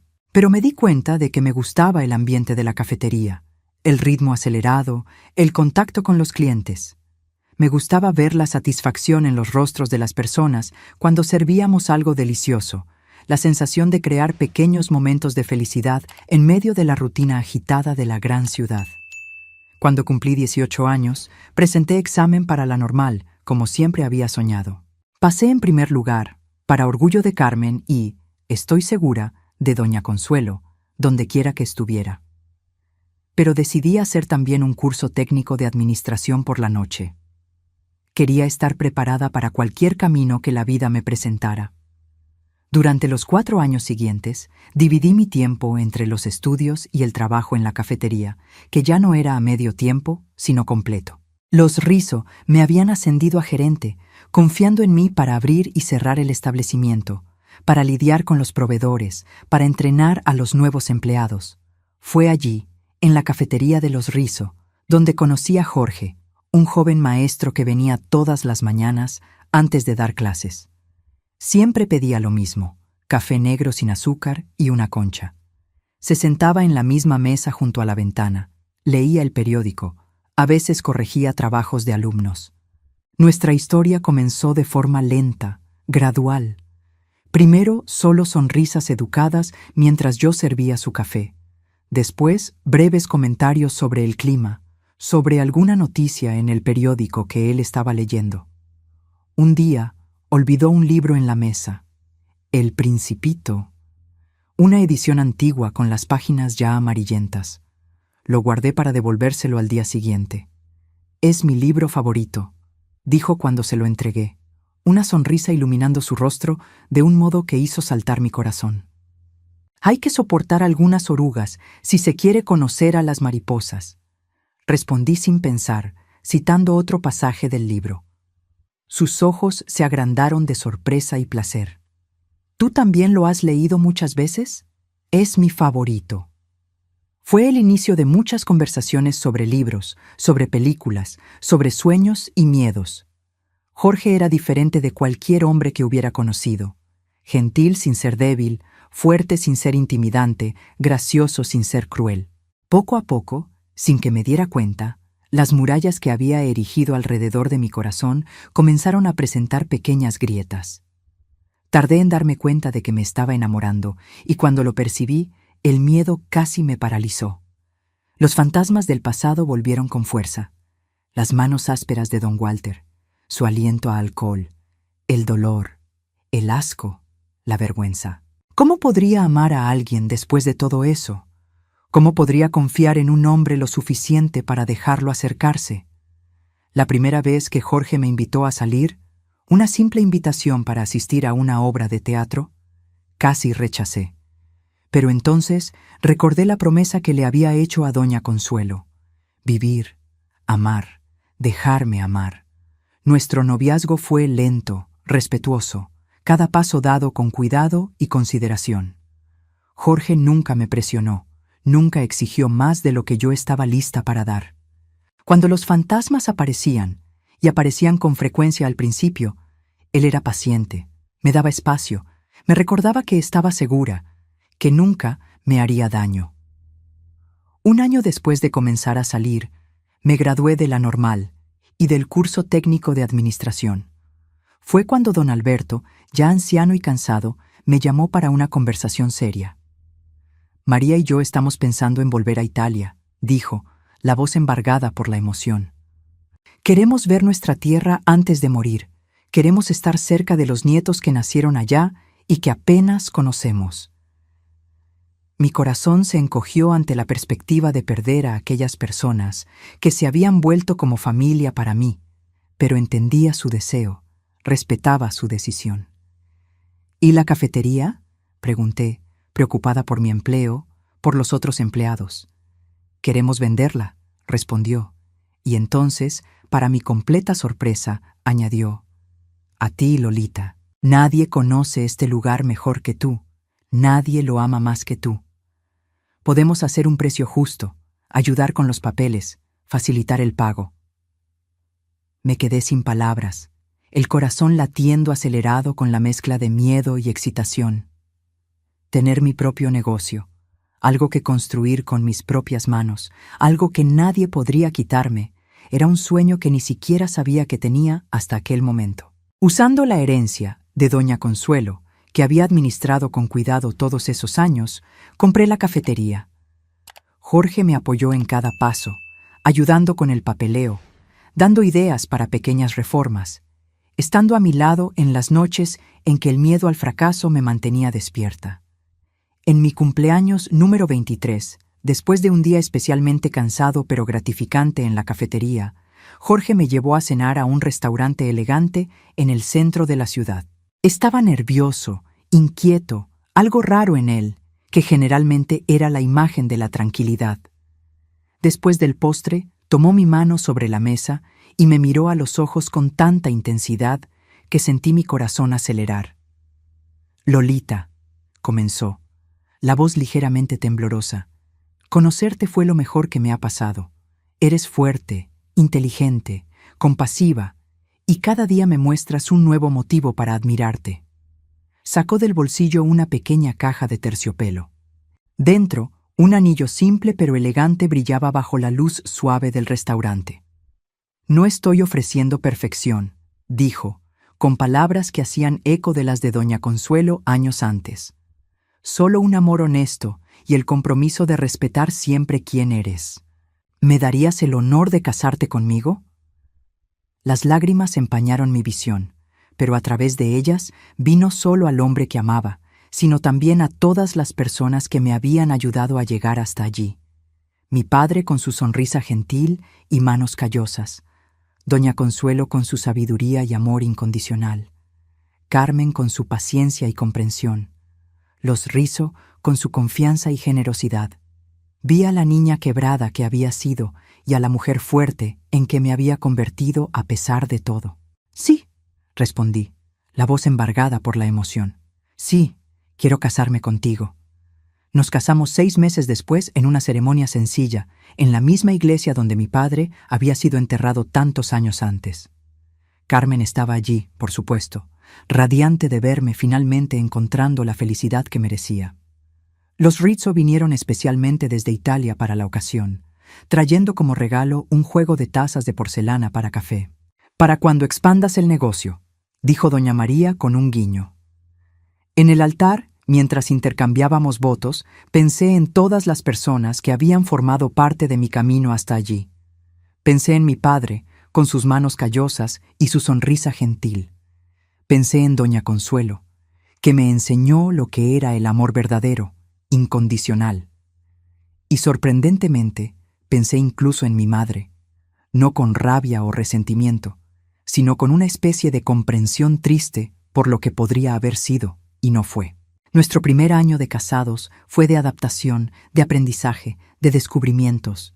Tuve que desaprender el miedo, tuve que aprender a confiar, a abrirme, a ser vulnerable sin esperar ser herida. Jorge fue mi compañero en ese proceso, paciente y amoroso, mostrándome cada día que no todos los hombres eran como don Walter, que podía haber belleza y alegría en la intimidad. A los 25 años, contra todas las probabilidades y miedos, tuve a nuestra primera hija, Consuelo, en homenaje a la mujer que salvó mi vida. Sostener a aquel pequeño ser en mis brazos, sentir su calor, ver su carita perfecta, fue como si un círculo se cerrara. Allí estaba yo, que había sufrido tanto en manos de quienes deberían protegerme, ahora con la sagrada responsabilidad de proteger otra vida. Juré en aquel momento que mi hija nunca conocería el tipo de dolor que yo conocí, que crecería rodeada de amor, de seguridad, de alegría, que sabría su valor, su fuerza, su importancia en el mundo. 2 años después vino Antonio, nuestro segundo hijo, nombrado en homenaje a mi padre, y nuestra familia quedó completa. Jorge era el padre que yo había soñado para mis hijos, presente, cariñoso, firme cuando era necesario, pero nunca cruel, nunca abusivo. La cafetería prosperó bajo mi administración. Expandí el menú, contraté más empleados, renovamos la decoración para hacerla más acogedora. Jorge continuó enseñando, apasionado por lo que hacía, inspirando generaciones de alumnos con su conocimiento y entusiasmo. La vida no fue siempre fácil. Tuvimos dificultades económicas, problemas de salud, desafíos como cualquier familia, pero los enfrentamos juntos, como compañeros, como amigos, como amantes. Y en cada obstáculo superado, sentía mi fuerza crecer, mi confianza solidificarse. A los 30 años, impulsada por el deseo de ayudar a otros niños que estaban pasando por lo que yo pasé, transformé la cafetería en un espacio que iba más allá de servir café y comida. Por las tardes de martes y jueves, después del horario comercial, abríamos las puertas para niños de un orfanato cercano.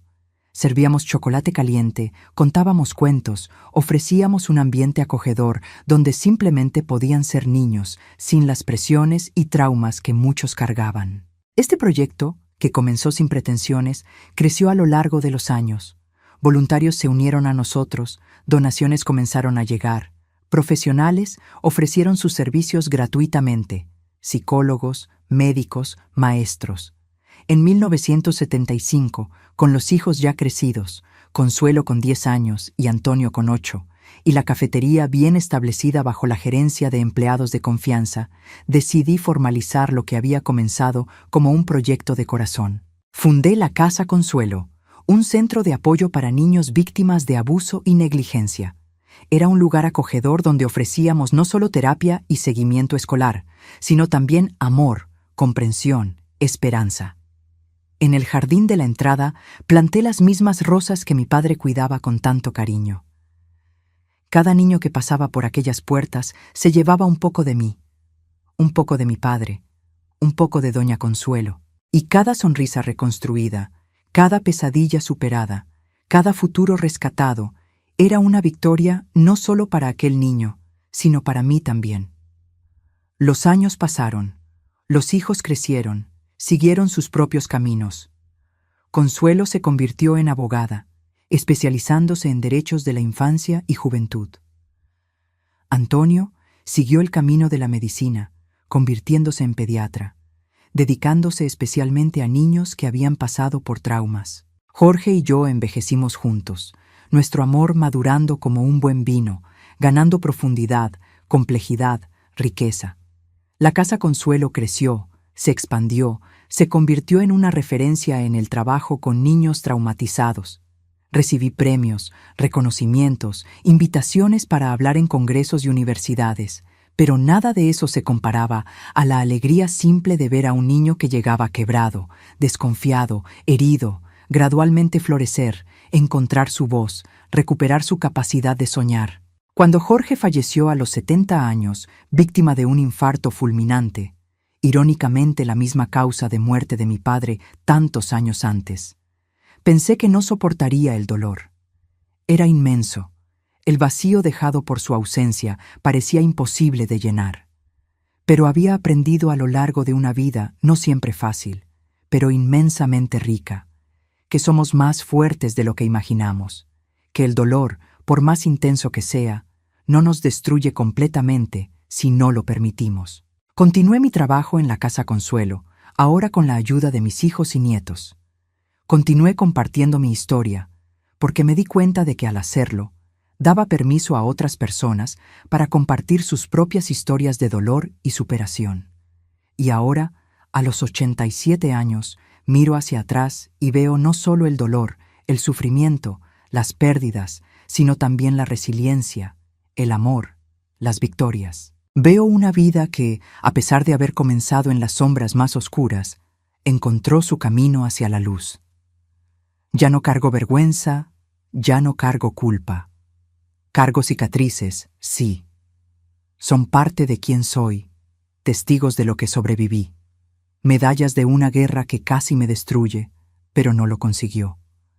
Podría haberme vuelto amarga, resentida, cerrada al mundo.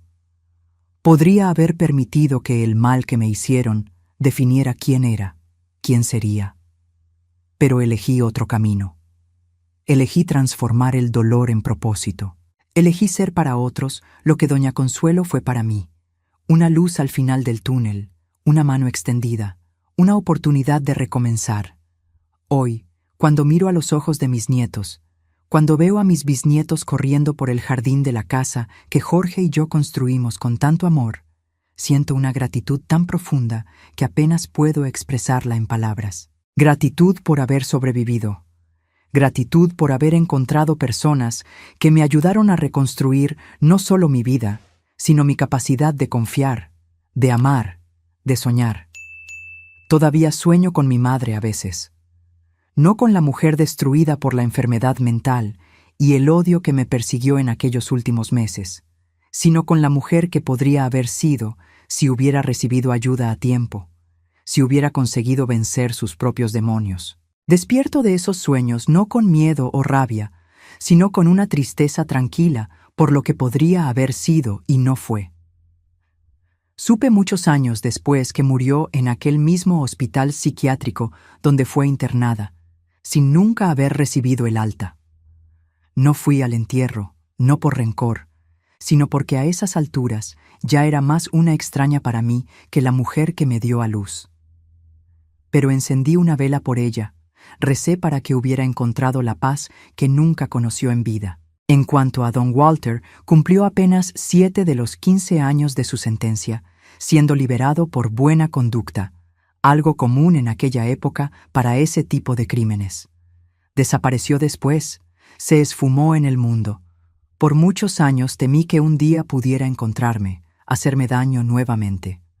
Pero con el tiempo me di cuenta de que el verdadero poder que tenía sobre mí no estaba en la posibilidad de encontrarme físicamente, sino en el miedo que yo alimentaba. Y cuando dejé ir ese miedo, fue como si él también hubiera desaparecido completamente de mi vida. Es curioso cómo da vueltas la vida, ¿no?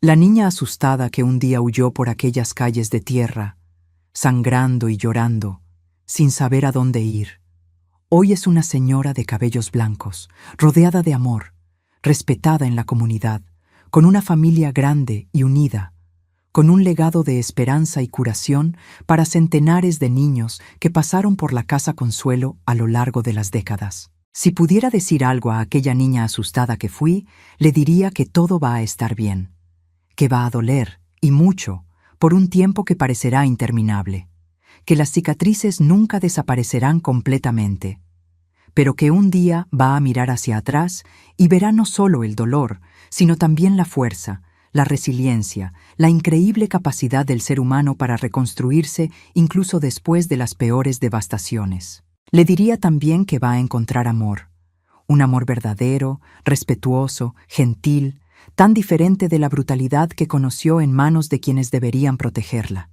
que tendrá hijos y a través de ellos la oportunidad de romper el ciclo de abuso, de crear una nueva historia para su familia, que cada vez que abrace a sus hijos, cada vez que los proteja, cada vez que les muestre lo que es el amor verdadero, estará curando no solo el futuro, sino también su propio pasado. Y tal vez lo más importante, le diría que un día va a mirarse al espejo y no verá más a una víctima, a una sobreviviente, sino simplemente a una mujer completa, valiosa, digna de amor y respeto. No a pesar de su historia, sino incluyendo cada capítulo de ella. Cicatrices que se convirtieron en sabiduría. Lo que aprendí después de tantos años cargando esta historia. Si hay una cosa que aprendí en mis 87 años de vida, es que el sufrimiento por sí solo no enseña nada. Es lo que hacemos con él lo que determina si nos destruirá o nos fortalecerá. Es la forma en que lo enfrentamos, cómo lo procesamos, cómo lo transformamos, lo que hace toda la diferencia. Para quien está viendo este video y tal vez esté pasando por su propio valle de sombras, quisiera compartir algunas lecciones que la vida me enseñó. No son grandes revelaciones, no son fórmulas mágicas. Son apenas pequeñas verdades que fui recogiendo a lo largo del camino, como quien recoge flores silvestres al borde del camino. Primera lección. El tiempo no cura todas las heridas, pero nos enseña a vivir con ellas. Hay dolores que nunca desaparecen completamente, traumas que permanecen con nosotros de una forma u otra por el resto de nuestras vidas. Pero con el tiempo aprendemos a cargar esos fardos de manera diferente. Se vuelven más ligeros, menos invasivos, menos definidores de quiénes somos. Segunda lección. Perdonar no significa olvidar o justificar. Durante mucho tiempo pensé que perdonar a mi madre o a don Walter significaría de alguna forma disminuir la gravedad de lo que hicieron, decir que estaba bien cuando claramente no lo estaba. Pero con el tiempo entendí que el perdón no era para ellos, era para mí. Era soltar el peso del odio, de la rabia, del resentimiento que cargaba.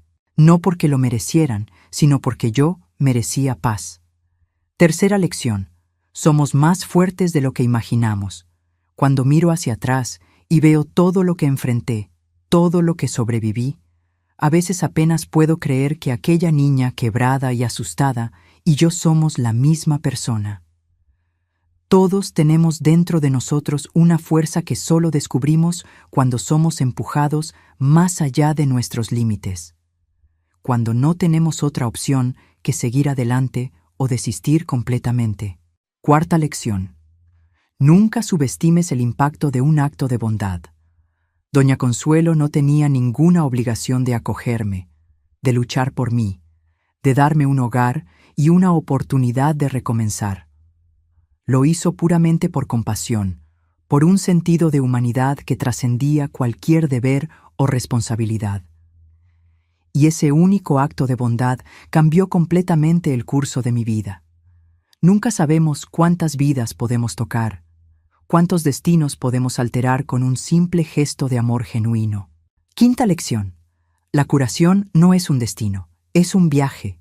No existe un punto en el que podamos decir, listo, ahora estoy curada. La curación ocurre en capas, en ciclos, en espirales que a veces nos llevan de vuelta a lugares que pensábamos ya haber superado. Y está bien. Cada vuelta en la espiral nos encuentra un poco más fuertes, un poco más sabios, un poco más gentiles con nosotros mismos. Sexta lección. Nuestra historia no nos define, pero nos moldea. Por mucho tiempo intenté huir de mi pasado, fingir que aquella niña abusada no era yo, que aquella historia terrible le había sucedido a otra persona. Pero eventualmente entendí que aceptar mi historia no significaba ser derrotada por ella. Significaba reconocer su influencia en la persona en que me convertí, sin permitir que dictara quién podría ser. Séptima lección. La familia no es solo aquella en la que nacemos, sino también aquella que elegimos y que construimos a lo largo de la vida. Mi familia de sangre me falló de la peor manera posible, pero encontré familia en doña Consuelo, en Jorge, en los amigos que hice a lo largo del camino, en los niños que ayudé en la Casa Consuelo. Lazos de amor, respeto y cuidado mutuo son mucho más fuertes y significativos que meros lazos de sangre. Octava lección. Ayudar a otros a sanar nos ayuda a sanar a nosotros mismos. Cada vez que extendía la mano a un niño que había pasado por experiencias similares a las mías, cada vez que veía el miedo en sus ojos ser gradualmente sustituido por confianza y esperanza, una pequeña parte de mí también se curaba.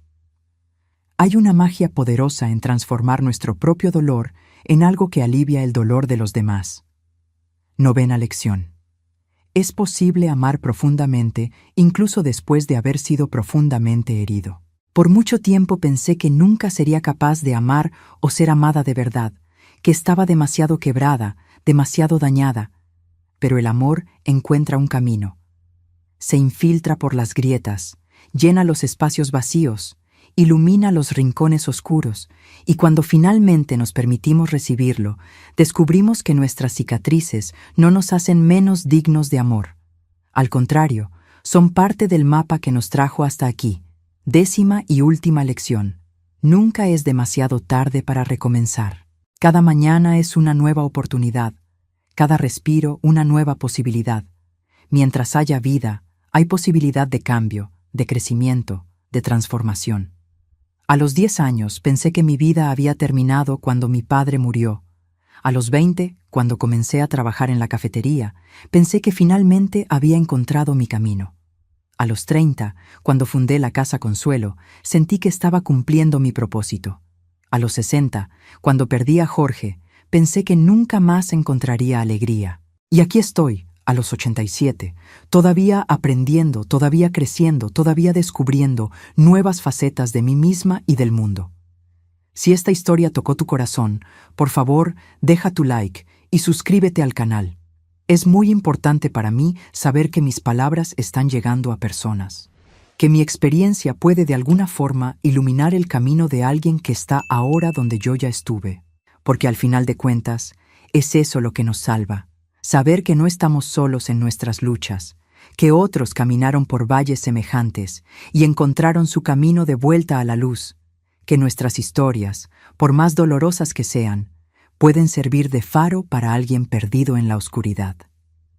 Mi nombre es María de los Dolores Gutiérrez, pero todos me conocen como Doña Lolita. Tengo 87 años y esta es mi historia. No de victimización, sino de victoria. No de destrucción, sino de reconstrucción. No de desesperanza, sino de esperanza. Y si hay algo que deseo dejar como legado, es la certeza de que no importa cuán oscura sea la noche, el amanecer siempre llega, siempre.